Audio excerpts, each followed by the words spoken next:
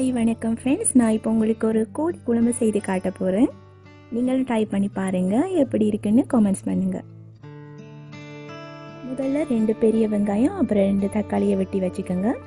அப்புறம் நாங்கள் மசாலாக்கு தேவையான பொருட்களை பார்க்கலாம். 5-6 காஞ்ச மிளகாய், 2 தேக்கரண்டி மல்லி, 2 தேக்கரண்டி சீரகம், 2 தேக்கரண்டி மிளகு, 1/2 டீஸ்பூன் கசகசா, 5 கிராம்பு, அப்புறம் பட்டை. அடுப்பை பற்ற வச்சு நல்லா சட்டியை காய வைங்க. சட்டியில் கொஞ்சம் எண்ணெய் விட்டு மசாலாவுக்கு தேவையான பொருட்களை நாம் அப்படியே வறுத்துடலாம். விரும்பினா கொஞ்சம் எண்ணெயும் விட்டுக்கலாம், விட்டு நல்லா வறுத்துக்கலாம். அப்புறம் நாங்கள் இதை நல்லா ஸ்மூத்தாக அரைக்கணும்.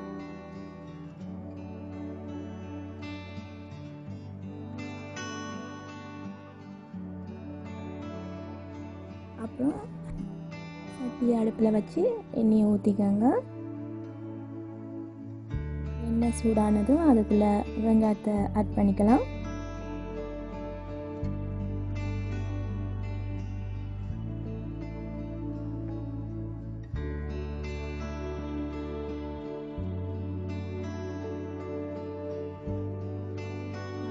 அதோட வெட்டி வச்ச தக்காளியும் ஆட் பண்ணிக்கலாம்.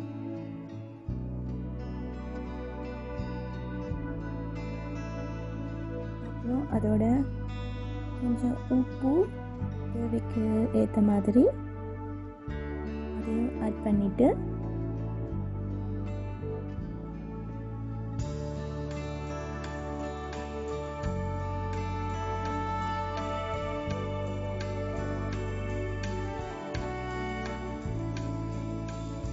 நல்லா மிக்ஸ் பண்ணுற மாதிரி நல்லா வதங்க விட்டுருங்க.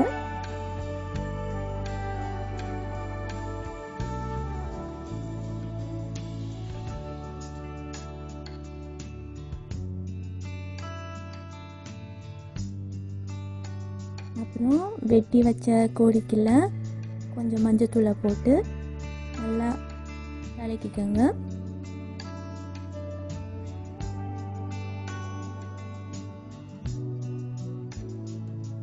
நல்லா வெந்துட்டது, நல்லா சூப்பராக வந்துட்டுது.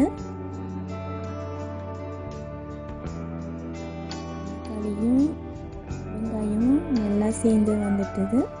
நாங்கள் அதை அப்படியே இறக்கிடலாம். இறக்கிட்டு ஆற வச்சிடலாம். அந்த நேரத்தில் சட்டியில் எண்ணெயை ஊற்றி வச்சுக்கோங்க. எண்ணெய் சூடானதும் அதுக்குள்ளே பட்டை, கிராம்பு, ஏலக்காய் போட்டு வதக்கிக்கோங்க.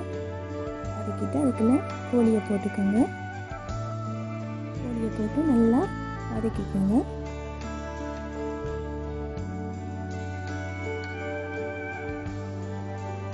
தேவைக்கேற்ப இஞ்சி பூண்டு விழுதையும் போட்டுக்கலாம்.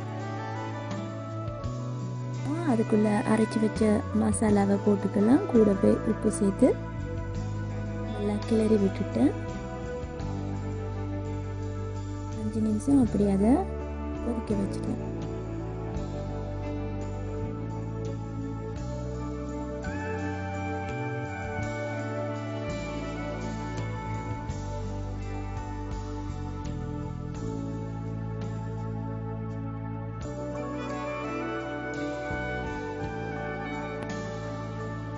ஒரு 5 மினிட்ஸ் இதை கொதிக்க வச்சிடலாம்.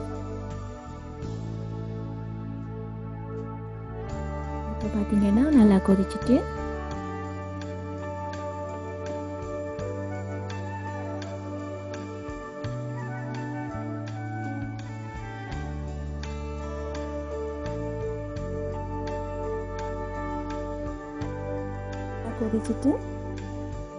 அப்படி நாங்கள் அரைச்சி வச்ச வெங்காயம் தக்காளியை சேர்த்துக்கலாம்.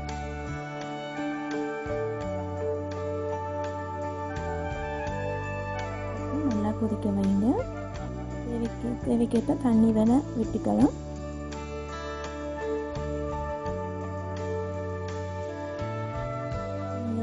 நீங்கள் விரும்புகிற அளவு தண்ணியை விட்டுக்கலாம்.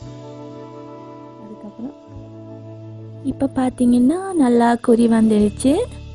இதை அப்படியே நாங்கள் இறக்கி சூடாக பரிமாறிக்கலாம். ஓகே ஃப்ரெண்ட்ஸ், சாப்பிட்டு பார்த்து எப்படி இருக்குன்னு சொல்லுங்கள்.